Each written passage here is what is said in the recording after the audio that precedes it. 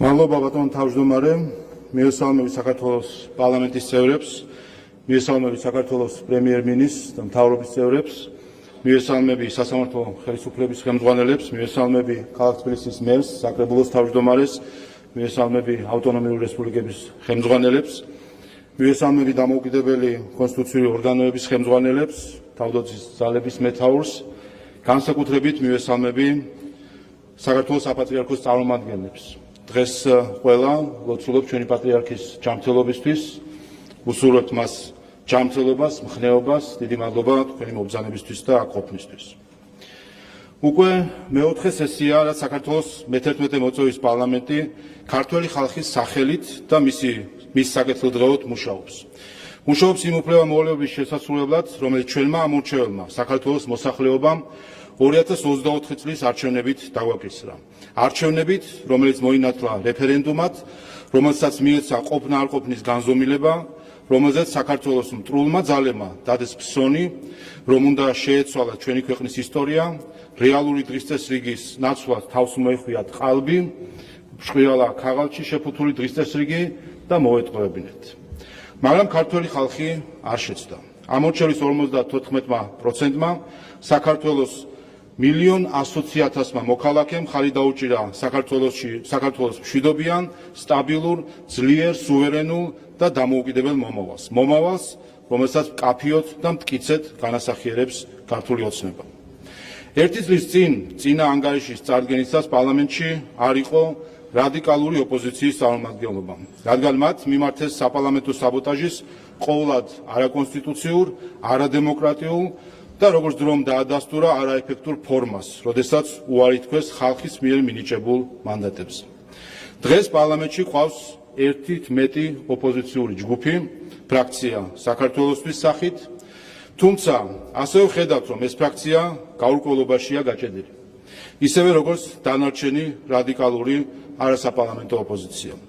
მათ ერთდროულად უნდათ იყვნენ საქართველოს არჩეული პარლამენტის წევრები და ამავე დროს უარი თქვან არჩეული პარლამენტის ლეგიტიმურობის აღიარებას.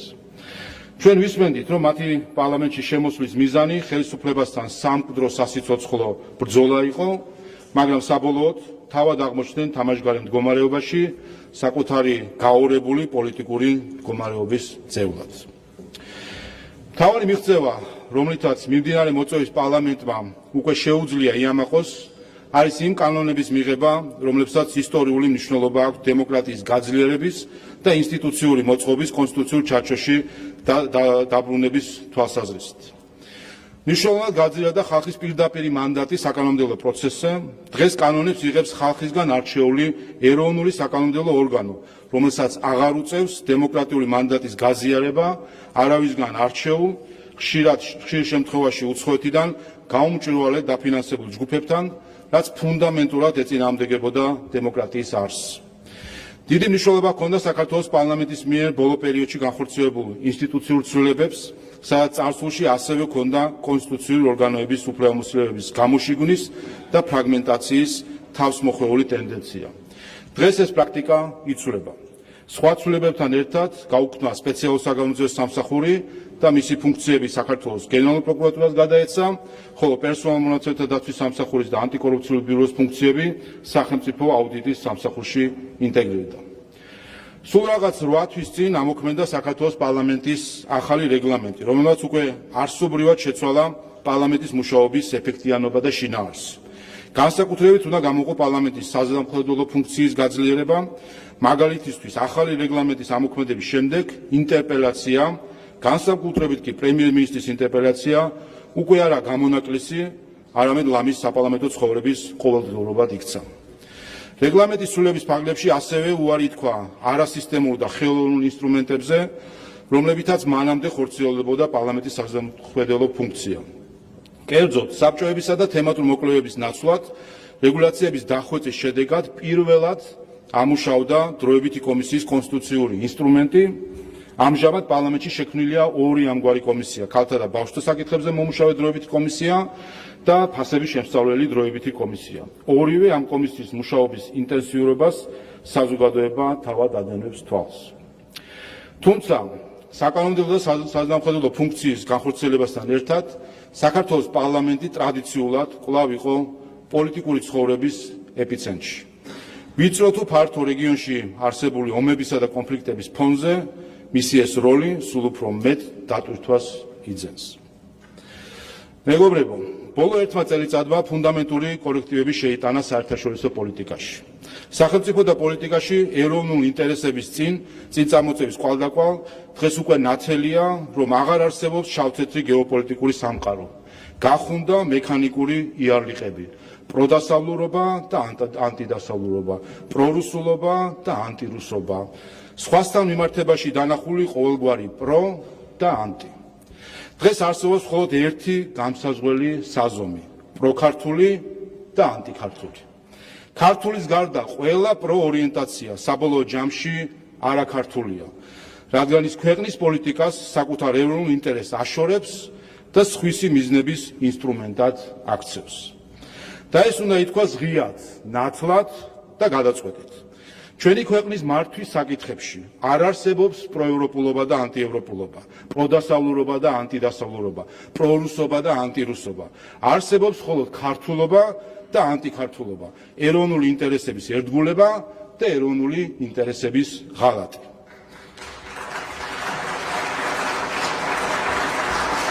კოლეგებო, ევროპა ჩვენთვის არის არა გეოპოლიტიკური პროექტი ან ბიუროკრატიული ერთობა, არამედ ღირებულებითი და ცივილიზაციური სივრცე, რომელიც ქართველების ხელითაც არის შექმნილი. სივრცე, რომელსაც ისტორიულად სხვადასხვა პოლიტიკური და ინსტიტუციური ფორმა ჰქონდა. ევროკავშირი ევროპის ერთ-ერთი გამოვლინებაა. ის არც პირველია და არც უკანასკნელი. ის, რომ საქართველო ევროკავშირის წევრი არ არის, არ ნიშნავს, რომ საქართველო ევროპა არ არის, ან ვინმეზე ნაკლები ევროპაა. ამიტომაც ვერც ბრიუსელისგან და ვერც ევროკავშირის სხვა დედაქალაქისგან ვერ მივიღებთ მენტორულ ტონს, როცა საუბარია ევროპულ ღირებულებებზე, იმ ღირებულებებზე, რომელთა დაცვაშიც საქართველო ხშირად მარტო იდგა ისტორიის ყველაზე მძიმე მონაკვეთებში. ლოზუნგი მე ვარ ქართველი, მაშასა და მე ვარ ევროპელი თავისი დროის პირმშო იყო. როდესაც რკინის ფარდის წყალობით საქართველოსა და ევროპას შორის გაჩნდა ისეთი გეოპოლიტიკური, ინსტიტუციური და ეკონომიკური ნაპრალი, რომ ამ ორი ცნების დასაკავშირებლად მაშასა და მე თითქოს აუცილებელი გახდა. დღეს ქართველების ევროპელობას მაშასა და მე აღარ სჭირდება. ვინაიდან აღარასთვის არის სამტკიცებელი, რომ ევროპის თანაშემოქმედი საქართველო დიახაც თავადაც არის ევროპა. ყველა ვინც საქართველოს ევროპელობას დანამატებში და არა თავად საქართველოში ხედავს, საკუთარ სახელმწიფოს აკნინებს და სხვას უქვემდებარებს. ჩვენ ევროპის დამფუძნებელი ნაწილი ვართ. მისი ღირებულებები, იდეები და ესთეტიკა ჩვენთვის არც ნასესხებია და არც ხელოვნურად შეთვისებული. ისინი ჩვენი ისტორიის, კულტურისა და თვითყოფადობის ორგანული ნაწილია. მაგრამ დღევანდელი ევროპული კავშირი სულ უფრო შორდება იმ ევროპას, რომლის შექმნაშიც ჩვენს მიგვიძღვის წილი. ევროპა ნიშნავს ეძებდა მშვიდობასა და განვითარებას, რომელიც ეფუძნება სამართლიანობას, თანამშრომლობას, ღირსებასა და ურთიერთპატივისცემას და არა იერარქიასა და დაქვემდებარებას. ევროკავშირის წევრობა არავის უნდა აძლევდეს უფლებას მენტორული ტონით ესაუბროს ქართველ ხალხს და ქედმაღლურად უკანონახოს, როგორი უნდა იყოს მისი არჩევანი. ასეთი დამოკიდებულება უსამართლო, უღირსი და მაშასადამე არაევროპულია. სწორედ ამიტომ საქართველოს და ევროკავშირის შორის ურთიერთობის დღევანდელი დაძაბულობის მთავარი პასუხისმგებლობა ეკისრება იმ ევროპელ მმართველებს, რომლებმაც ეს ურთიერთობა საკუთარი პოლიტიკური დღესდღეობის მძევლად აქციეს. ჩვენ ეს არ მოგწონს. ეს მდგომარეობა უნდა შეიცვალოს. ბრიუსელმა ძალიან კარგად იცის, რა ნაბიჯებია გადასადგმელი იმისთვის, რომ საქართველოსთან ურთიერთობა დაუბრუნდეს იმ ღირსეულ ჩარჩოს, რომელშიც ის უნდა ვითარდებოდეს. უპირველეს ყოვლისა, ევროკავშირმა პატივი უნდა სცეს დემოკრატიას, ანუ ხალხის მმართველობას. ქართველი ხალხისთვის პოლიტიკური ნების გარედან თავსმოხვევა, ან მის ნაცვლად ქართველი ხალხის სუროგატის შექმნის მცდელობა დემოკრატიის უხეში უარყოფაა. მისი დღევანდელი პოლიტიკით ბრიუსელი ქართული დემოკრატიის შემაფერხებელია და არა ხელშემწყობი. მეორე, ევროკავშირმა პატივი უნდა სცეს სამართლის უზენაესობას.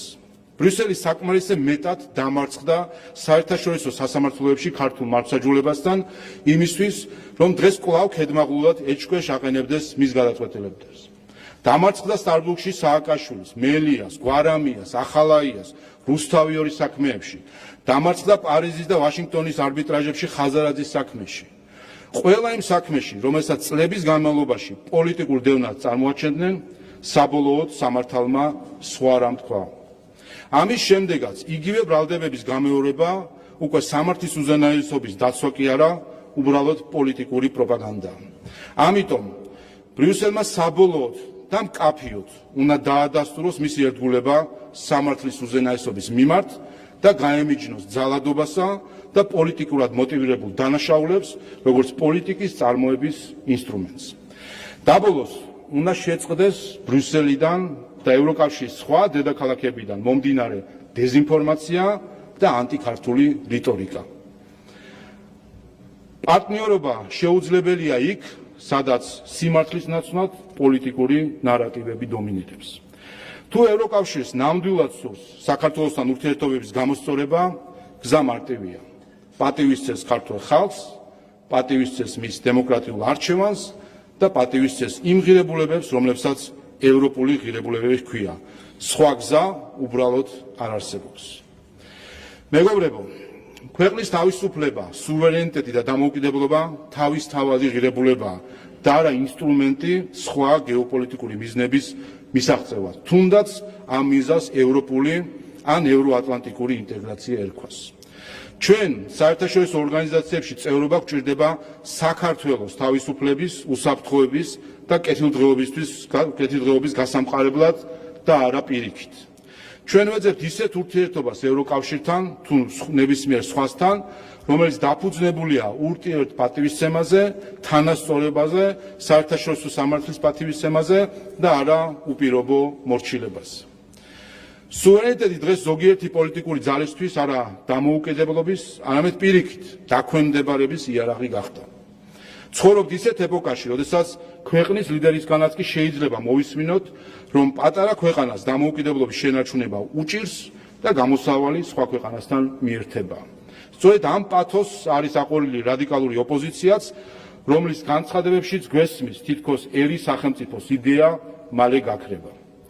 ეს არის, რასაც ცდილობენ შეგვაგუონ ისინი, ვინც საქართველოში სხვის დროშებს აფრიალებენ, სხვათა ჰიმნებს მღერიან და სხვა ქვეყნის ლიდერებს საკუთრად მიიჩნევენ. ამიტომ დასცინიან სუვერენიტეტს, იდეას, რომლითაც საქართველოს ეროვნულმა მოძრაობამ დამოუკიდებლობამდე მიგვიყვანა. ამიტომ აიგივებენ დამოუკიდებლობას იზოლაციონალიზმთან, ხოლო ეროვნულ ინტერესების პრიმატს ეგოიზმთან. ამიტომ ზომავენ და წონიან ადამიანებს არა მათი ქვეყნისთვის სამსახურით, არამედ იარლიყებით პრო და ანტიევროპელი, პრო და ანტირუსი, პრო და ანტიჩინელი, პრო და ანტიირანელი. ეს არის სწორედ ის იარლიყების პოლიტიკა, რომლითაც უნდა გაგვაჩუმონ, დაგვაშინონ და დაგვიმორჩილონ. თუმცა მათ სამყარომაც კი ზურგი აქცია და საბოლოოდ გადატეხა ყალბი კოსმოპოლიტიზმის იარლიყები. სოფლიო გამოფხიზდა. დღეს სულ უფრო მეტი ქვეყანა აღიარებს მარტივ ჭეშმარიტებას. საკუთარი ქვეყნის პოლიტიკა უნდა ეფუძნებოდეს არა სხვებს შორის არჩევას, არამედ საკუთარ ეროვნულ ინტერესებს. ამიტომ თითოეულმა ქართველმა უნდა გავიაზროთ, რომ თუ გვინდა სახელმწიფოებრივი დამოუკიდებლობა, თუ გვინდა ეროვნული სუვერენიტეტი, თუ გვინდა აღვასრულოთ ილიას სიტყვა და ჩვენი თავი ჩვენადვე გვეყუდნეს, თითოეული ჩვენი სახელმწიფოებრივი გადაწყვეტილება უნდა გავზომოთ მხოლოდ ერთი საზომით, ეროვნული ინტერესით. ეროვნული ინტერესებისა და სუვერენიტეტის დაცვა ყველას ვალია, ეს ყველას გვესმის. თუმცა დღეს სუვერენიტეტი აღარ არის მხოლოდ დროშა, ჰიმნი ან გაეროს წევრობა.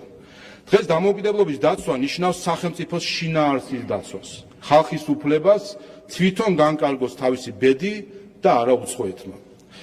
სოფლიო პოლიტიკური წესრიგის რყევამ დაგვანახა, რომ არ არსებობენ მუდმივი მოკავშირეები და მეგობრები. არსებობს მუდმივი ეროვნული ინტერესები, რომლებიც ქვეყანამ ნებისმიერ ფასად უნდა დაიცვას. ამ ინტერესების განუყოფელი ნაწილია ჩვენი პოლიტიკის გარედან დაცულობა, ჩაურევლობა, სწორედ ესაა დამოუკიდებლობა. დამოუკიდებლობა დღეს არანაკლებ ძნელია, ვიდრე 40 წლის წინ. დღეს დამოუკიდებლობას ხელახლა გვართმევენ და სწორედ ამიტომ არის ამგვარი გააფრთხებული წინააღმდეგობა, როცა ვცდილობთ დავიცვათ სუვერენიტეტი და დავიცვათ საქართველო. სწორედ ამიტომ ბოლო პლენარულ სხდომაზე მესამე მოსმენით მივიღეთ უცხოური დაფინანსების შესახებ ახალი საკანონმდებლო პაკეტი, რომელიც არის სამართლებრივი გარანტია, რომ საქართველოს დამოუკიდებლობას გარედან ვეღარავინ შეეხება. ეს კანონი არის იმ ბრძოლის ლოგიკური გაგრძელება, რომელსაც სახელმწიფო უკვე რამდენიმე წელია აწარმოებს გარეთ შარევის წინააღმდეგ. ეს ბრძოლა სასიცოცხლო მნიშვნელობისაა, როგორც ეს ამ საუკუნის უდიდესმა შეიარაღებულმა კონფლიქტმა უკრაინის ომმა გვაჩვენა. როდესაც ქვეყანა დროულად არიცავს საკუთარ სახელმწიფოს შიგნიდან და გარედან, მის ბედს სხვები წერენ. მეგობრებო, ორიოდე კვირის წინ შესრულდა 4 წელი, რაც ჩვენ ვუყურებთ ომის ქარცეთში გახვეულ ევროპას. 4 წელია ვუყურებთ მის ტერიტორიულად უდიდეს სახელმწიფოს ტრაგედიას და ევროკავშირის უნარობას გაუმკლავდეს სულ უფრო მზარდ კრიზისს. თითოეული დღე, რომელიც ომის დღის წესრიგით თენდება, ამძაფრებს გეოპოლიტიკურ კრიზისს და აღრმავებს უსაფრთხოების საერთაშორისო სისტემის ეროზიას. ჩვენ ვხედავთ სრულ უნარობას, გადაიდგას ქმედითი და მტკიცე ნაბიჯები, რომელიც დაასრულებდა ომს, უკრაინელი ხალხის ტანჯვას და მათი სახელმწიფოს გრევას. 4 წლის წინ საქართველო მზად აღმოჩნდა, ხმამაღლა ეთქვა უარი ომის ლოგიკას. დამდგარი იყო მშვიდობის მხარეს და კრიზისის პოლიტიკურ ეპიცენტრში დაებრუნებინა მთავარი ცნება, საქართველოს ეროვნული ინტერესი, როგორც ჩვენი სახელმწიფოებრიობის მთავარი გამსაზღვრელი და მდგენელი.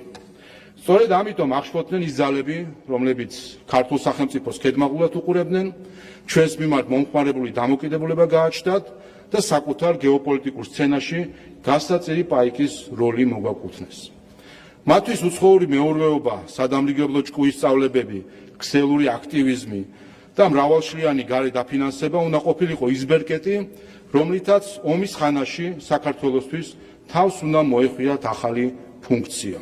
საკუთარი სისხლი დაეღვარა სხვისი უსაფრთხოებისთვის, საკუთარი მიწა დაეკარგა სხვისი მიწის შენარჩუნებისთვის, საკუთარი მომავალი გაეწირა სხვისი კეთილდღეობისთვის. ჰიბრიდული და კოგნიტური მექანიზმების გამოყენებით ეს როლი სიხარულით უნდა შეგვესრულებინა. გაშლილი დროშებითა და სოლიდარობის ჯაჭვებით სხვათა სასარგებლო პროცესში ჩართულიყავით, დაგვეჯერებინა, რომ მარცხი გამარჯვებაა, სიკვდილი სიცოცხლეა, ტყუილი სიმართლეა და სიტყვიერი გამხნევება ბრძოლის ველზე გამოსადეგი იარაღი. ერთი სიტყვით უნდა გავეკეთებინა ის, რაც ქვეყანას ერთხელ უკვე ძვირად დაუჯდა უპასუხისმგებლო და უცხოების მაამებელი მმართველის ხელში. შედეგი კი როგორც მაშინ ჩვენი სისხლით, ჩვენი მიწით და ჩვენი მომავლით უნდა გადაგვეხადა. მაგრამ ჩვენ ვართ უძველესი ერი, საუკუნეთა ქარტეხილებში გამოვლილი ხალხი. ჩვენ დღეს ჩვენი გმირი წინაპრების ოფლითა და სისხლით მონაპოვარი სიბრძნე გვაქვს და ვიცით, რომ კრიტიკულ მომენტში ჩვენი თავი ჩვენივე გადასარჩენია. ჩვენ აღარ ჩავდგით ფეხი დაგებულ ხაფანგში და რაც მთავარია, ჩვენ აღმოგვაჩნდა საკმარისი დრო იმისთვის, რომ აგვეხსნა ჩვენი ხალხისთვის, რა იყო თეთრი და რა იყო შავი, რა იყო სიმართლე და რა იყო სიცრუე. გაგვერჩია მტერი და მოყარე, მართალი და მზაკვარი. ხალხმა მოგვისმინა, ხალხი გვენდო, ხალხმა აირჩია სიმართლე და მხარი დაგვიჭირა. ეს ხარდაჭერა არის ჩვენი უძლეველი ფარი, ჩვენი რწმენისა და სიმტკიცის საფუძველი, რომ აქ ამ დარბაზში ჩვენ ვდგავართ ჩვენი ერის, ჩვენი მომავლის და ჩვენი ხალხის კეთილდღეობის სადარაჯოზე. ამ დარბაზში ჩვენი მუშაობის ყოველი დღე არის ქართული სახელმწიფოს დამოუკიდებლობისა და სუვერენიტეტის გამტკიცება და დამოწმება იმისა, რომ ძალაუფლების წყარო არის ხალხი. ხალხმა მოგცა ეს მანდატი და ვერავითარი გარე ჩარევა ვერ შეცვლის ხალხის ამ ნებას. მეგობრებო, სწორედ ხალხის ნების შეცვლა განიზრახეს იმ ძალებმა, რომელთაც საქართველოს დაპატრონება, მარიონეტული მმართველობის დამყარება და ქვეყნის სასულე სცენარებში გამოყენება სურთ. სწორედ მათ წააქეზეს რადიკალური ოპოზიცია არჩევნების შედეგების არ მიღებაზე, არ აღიარებაზე, ბოიკოტზე, კრიზისის შექმნაზე, ძალადობრივ აქციებზე, ექსტრემიზმზე, ახალგაზრდების წინა ხაზზე მიშვებასა და რევოლუციური სცენარის აგორებაზე. მაგრამ აქაც ჩვენ კვლავ ნახეთ, რომ ქართული სახელმწიფო აღმოჩნდა მტკიცე, გონიერი და მყარი. ისინი ვერ მოგვერიდნენ, მაგრამ რა კი ზეწოლა ქართველებისვე ხელით ახორციელებენ, მათთვის უშედეგო პროცესიც მისაღებია. წლების განმავლობაში იმიტომაც აფინანსეს ქსელური აქტივიზმი, რომ სწორედ ასე დროს გამოიყენონ და შენახული აქტივები მიზანმიმართულად დახარჯონ. სწორედ ამ პროცესმა მიიყვანა ქვეყანა 4 ოქტომბრის ხელისუფლების დამხობის მცდელობამდე და შიდა ტერორიზმის გამოვლინებამდე. არჩევნების დღეს ქვეყნის აყირავების მცდელობა და რევოლუციური სცენარის ინსპირირება კარგად ნაცნობი მეთოდია. ასე მოხდა 2022 წლის ადგილობრივ არჩევნებზე სააკაშვილის გამოყენებით და ასე მოხდა 2025 წლის ადგილობრივ არჩევნებზე ბურჭულაძის ხუთეულის გამოყენებით. ტერორისტული რევოლუციის სამარცხვინო დამარცხებული მცდელობიდან 5 თვე გავიდა. მორიგ ჯერზე ჩავარდნილი ამ სამარცხვინო პროცესის პასუხად ნაცვლად დემოკრატიისა და სამართლიანობის საუკეთესო პრაქტიკის შესაბამისად განცხადებების მოსმენისა, მომხდარის დაგმობისა, ძალადობისგან ცალსახა გამიჯვრისა და სათანადო მოწოდებისა, ჩვენ ხედავთ ევროკავშირის მხრიდან სრულ წაყრუებას, გატრუნვას და ზურგის შექცევას. ეს დუმილი შემთხვევითი არ არის. მისი სიღრმისეული მიზეზია დემოკრატიულ ღირებულებებში კრიზისი, საერთაშორისო ლიბერალური წესრიგის რღვევა და ევროკავშირის მზარდი უნარობა გაუმკლავდეს საკუთარ შიდა გამოწვევებს. თუმცა ამის პარალელურად ისინი კვლავ ცდილობენ საქართველოს ხელისუფლების დასუსტებას, ნამდვილი სიტყვის თავისუფლების შეზღუდვას და გამოხატვის შესაძლებლობის აღკვეთას. ეს კეთდება ღიად და დაუფარავად. ამის მაგალითებს ვხედავთ ყოველდღიურად. ხან სახელმწიფო დროშის დღის ცინიზმით მოლოცვით და ხან თავისუფალ მედიაზე უსაფუძვლო, გაუმართლებელი და არაპროვოცირებული თავდასხმით. მუდმივი კრიზისი, მუდმივი წნეხი და მუდმივად არეულობის მცდელობა ერთ მიზანს ემსახურება. განუწყვეტელი თავდასხმების ფონზე საქართველომ დაკარგოს პოლიტიკური მანევრის სივრცე, ვერ შეძლოს ტერიტორიული მთლიანობისა და დეოკუპაციის სტრატეგიულ მიზანზე კონცენტრირება და აღმოჩნდეს კაბალულ დამოკიდებულებაში. ცივილიზაციური ტრაგედიაა, რომ სწორედ ამ მიმართულებით იკითხება დღევანდელი ბრიუსელის პოლიტიკაც საქართველოს მიმართ. შეუძლებელია ევროკავშირი გადარჩეს ასეთი პოლიტიკით. ევროკავშირი, რომელიც ჩვენ ავირჩიეთ, ევროპა, რომლის თანაშემოქმედიც ჩვენ ვართ, სრულიად სხვა ფასეულებებსა და ფესვებზე დგას. ჩვენ ეს ვიცით, რადგან ვიცით ისტორია, საიდან დაიწყო, რა გაიარა და სად მოვიდა. ამიტომ ჩვენ არ ვდგავართ ცალ ფეხზე, როგორც ეს ზოგიერთ სურს, სხვის სახში შეშვების ყელგამოწეული მსურველივით.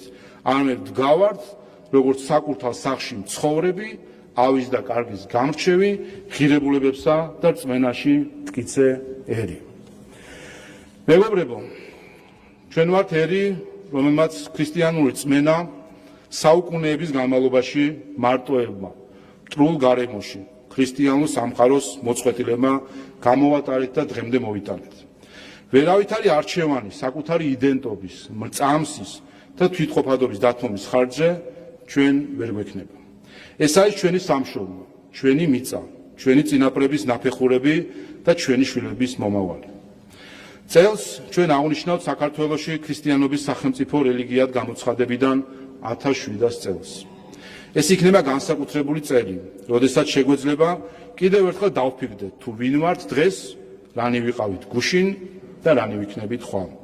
ეს არის მადლიერების წელი ღვთის მიმართ, რომელმაც დღემდე მოგვიყვანა და მომავლის გააზრების წელი, თუ როგორ უნდა გავიაროთ ის ახალი ჟამი, რომელიც სწორედ ახლა ჩვენ თვალწინ იბადება. ამ საიუბილეო წელს ამ ტრიბუნიდან განსაკუთრებით ულოცავ საქართველოს კათოლიკოს პატრიარქს ილია მეორეს, რომლის ჯანმრთელობისა და მხნეობისთვის დღეს მთელი საქართველო ლოცულობს.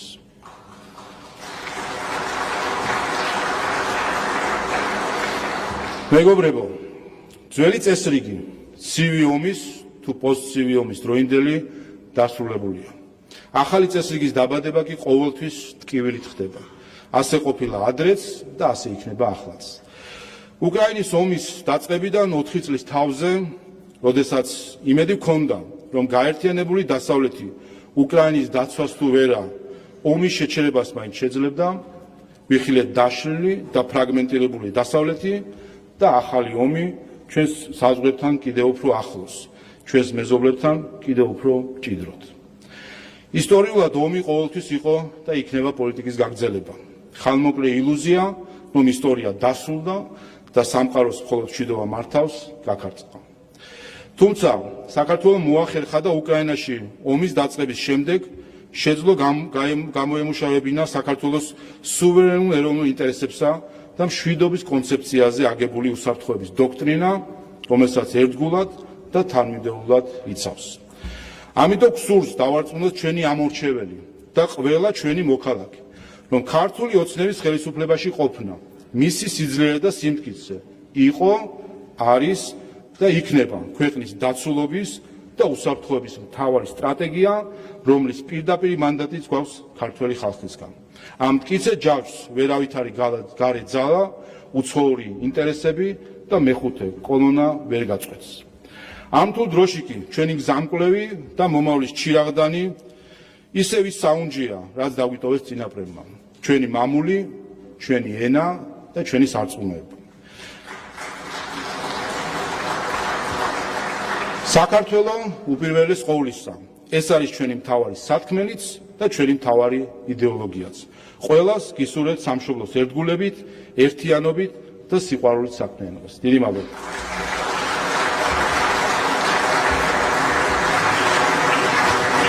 დიდი მადლობა,